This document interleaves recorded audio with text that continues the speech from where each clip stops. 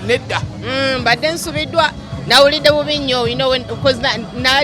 bwe nalabye engeri gye yayogeddemu kibadde tekibeesingira ku facts nti oba yabadde yabeesingidde ku rumors kati nze wadde bambuukinze nga artist nga neesunza akasente kange but also neesunza okujja okunyumirwa nyegenyege kitambula kitya what happens there kuba siina kyemmanyi so nabadde kiba kigenda kunkola bubi business wise because I'd booked the date and I'd been paid nga sina kirala kyentaddewo mu lunaku so business eyange ebadde egenda kukola ki ebadde egenda kukosebwa nnyo Parliament tenoonyereza egwa Parliament njagala ejje wano bajje wano omwana banyumirwe nyegenyege balabe otegere empisa embi nesima immorality bagirabe bagayituna naliyo byaliwe biti nabwe biti then balyoke basalewo because also okunyumirwa ne immorality basing on a person omusajja omukulu n'omukazi omukulu omunyumizi oti empisa zalina okweyisizaamu ng'amaze okunywa n'okunyumirwa tosobola naye bw'osangamu omwana muno mba nkutegeera naye bw'osangamu abantu abakulu nga basazeewo kyekola kye baagala okwekola tolina right yawo experience olwalero ebadde etyawo otuse mu nyegenyege nze nyumiddwa otegeera security ebadde gulugulu nange babadde bangobye yes babadde bangobye because security ali tight nnyo omupoliisi abadde tantegedde nga bw'omanya abapoliisi baffe wano sometimes tebali mu class otegeera so nadde ntuuse ne batugamba tetusobola kuyingira munda tupakinge wabweru so kyantwalidde obudde nga nnokubira boorganizer bekikogamba bafaayo at the end of the day yadde kyanyiiziza for a second naye nalowoozeza ye n'engeri yokka gye baziyiza ababbi n'abatujju na buli kimu so security yo eri waggulu babagoba mu masomero kati nyegenyege azze mu masomero mwali mwambala bubi yemulina okwambalira si fenna nsaagala ogeneralizing tetwambala bubi fenna some artists bambala bubi mu maaso g'abaana mu masomero so ekyo kyo bakisazizaamu tewakyali kwambala bubi si nti temuyimba mugendeyo muyimbe naye yambala bulungi Sindi olunaku olwaleero tutunula Washington yavuddeyo n'afulumya lisiti y'ennyimba ng'olinako ennyimba bbiri ze yakkolera n'agamba ayagala royalties ze akooye ondoozi obwavu mumutta mwamuwanga mafuta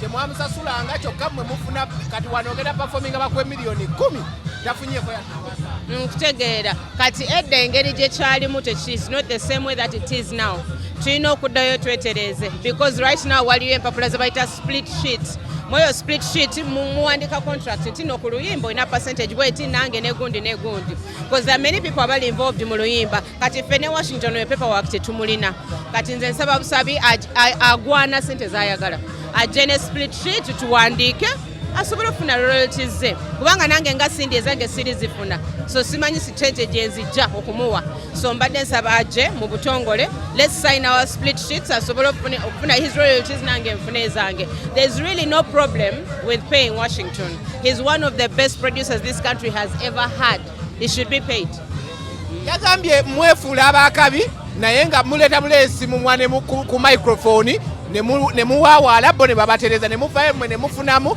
nga muzze ne muleeka nate bo ne babatereza naabo gye bali naye abadde tayogera about the king herself oyo sinze naye naabo we bali yes abawala mwe bali era n'agenda bambi n'atereza baproducer bayita mu bulumi bungi obudde bungi bamala okutereza abo ba artist abatamanyi kuyimba naye kweyo list nze siriiko kuliko ennyimba zo bbiri oyinza kusasula otya Washington okulaba nga omutima gwe gutereera nze ndooza ekya split sheet kijja kumala kasatu sayininga kijja kubanga esente automatically zijja buzimu ki mu account ebintu abazungu babigonzaamu as long as you register esonga esente ojja zifuna ezizo newunyiza nti yateddeko ennyimba bbiri because nze ze yankolera nga ziwera waliwo one and only total satisfaction ya yota Washington basically career yange ye jump starting in the very beginning mungu bwasalawo ennyimba nyingi nnyo so first of all njagala on my side njagala gamba nti mutegera I understand his point but ajje nze nga Sindi siina buzibu let's sign it let him receive his money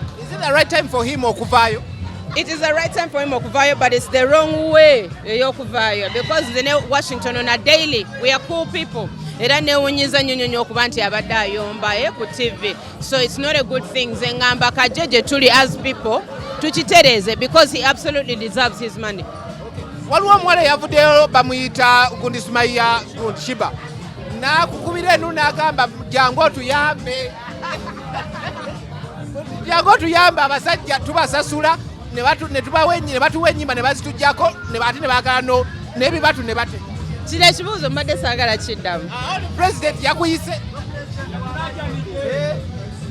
First of all, mbadde njagala mu encouraging aja registering afuuke member of UMA. It will be easy accessing services as a UMA as a member.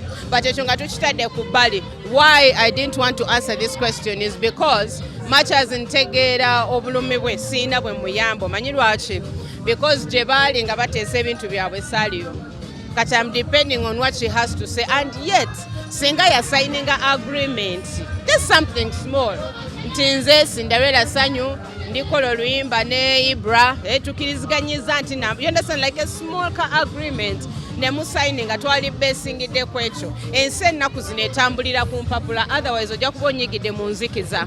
So ne bw'ojja ne nyumiza kijja kunnuma nga mukyala munno naye sirina bwe nkola ki bwe nkuyamba actually. Omuntu gwe boogerako si gwe gusoose, Martha Mukisa yavaayo, Carol Ntongo n'avaayo, ne Sumayi yavuddeyo. Ati lwaki temuyiga? You understand? Why don't you learn from these experiences? Omuntu wagenda ewa Eros Nalopa omusango ne Eros abati yaliyo naye baddukira we gwe president w'abayimbi. Omwana baagala omubayamba omuntu ono asusse. Elsi yagenda kusaba evidence. Talina kyasobola kukola nga tekuliko exhibit na evidence nga togirina. Omuntu bw'oganno Eddy Yawe oluyimba lulwe ali waddembe kulukozesa kyayagala. Unless I contract now nti naluwadde gwe. But otherwise he's free to give it to anybody he wants. He's free to change his mind tomorrow. I'm not saying kye yakoze kituufu, but ndikugamba toyina power after that because tewawandika anywhere. Omuntu n'oteekamu ezo sente zonna mu luyimba ne weerabira paperwork. It is not right. Abakazi tuyise mbina ebintu emirundi mingi katulina otandika okukula. Abasajja bano batukwano na daily tuli bakabi osegeera. Yes, we women were beautiful. Abasinga abayimbi bali ba sexy, they look very good ye packaging. So obviously omusajja kutunulira nakwegomba si kipya si kibi osegeera. Mukema abasajja bano omusajja okukwana si kibi. You understand, as a woman, as a beautiful woman oba okema buli musajja gwoyitako. So si kibi omusajja wakwana, that is not a crime, you know. Tosobola twala muntu mu police kuba mbu yankwanye, no, unless yakute physically n'abatyo kyakukola. There is no case in this matter. Mubina bikola olw'okuba yamumma.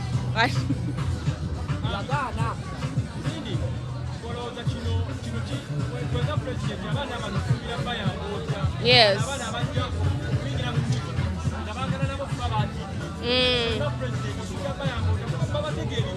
Yes. Ekisookera ddala ye awareness. I think just awareness. Abantu okutegeera nti eno industry abasajja balimu si bangu n'abakazi abalimu si bangu okitegeera. Bantu bano si bajjajjaabo si ba ankobo. These are not your friends. These are industry people who make money. They are business people. Nga tumaliriza ekintu kya gundi kye yakola ani Wininwaji. Walaba Wininwaji kye yakola nete twakulaba. Yakola ki? Ku cricket off. Sure, ya cricket over. That was nice. Wali osembyeyo mu bakazi Wininwaji najja n'azigala zonna. No, I was not invited to perform. Sali kwera ne mula ne mu adi zonna sirimu nti ngenda kuyimba. And on that day nali nina concert chobola saagenda. Naye ndi musanyufu nnyo nti yakikuba. I'm very happy. I'm a huge fan of her music. I think abasinga mukimanyi.